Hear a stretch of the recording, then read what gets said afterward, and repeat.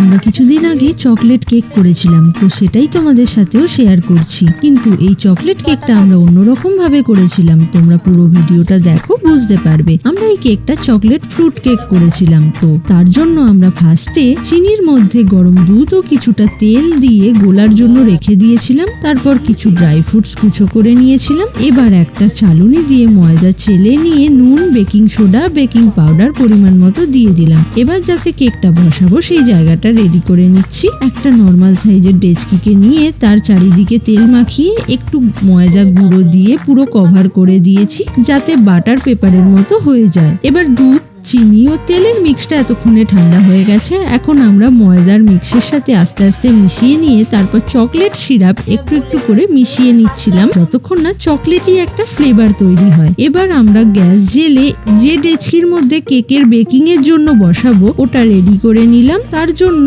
একটা বড় ডেচকির মধ্যে একটা স্ট্যান্ড বসিয়ে 5 মিনিটের জন্য ফ্রি হিট করে নিয়ে কেকের ব্যাটারের মধ্যে এবার কিছু ড্রাই ফ্রুটস দিয়ে মিক্স করে নিলাম। তারপর লাস্টে ইনো দিয়ে আবার মিক্স করে নিয়ে কেক বসানোর জায়গাতে ঢেলে দিয়ে আবারও ওপর থেকে ডেকোরেশনের জন্য কিছু ড্রাই ফ্রুটস দিয়ে জায়গাটা একটু ঠুকে নিয়ে আমরা কেক করার জন্য বড় ডেচকির মধ্যে বসিয়ে দিলাম লো টু মিডিয়াম আছে। তারপর 40 থেকে 45 মিনিট পর আমরা এসে কেকটা চেক করে নিলাম, পুরো হয়ে গেছে আমাদের কেক। এই দেখো কি সুন্দর স্পঞ্জি হয়েছে আর দেখতেও কি সুন্দর লাগছে। তোমাদের কেমন লাগলো জানিও কমেন্টে।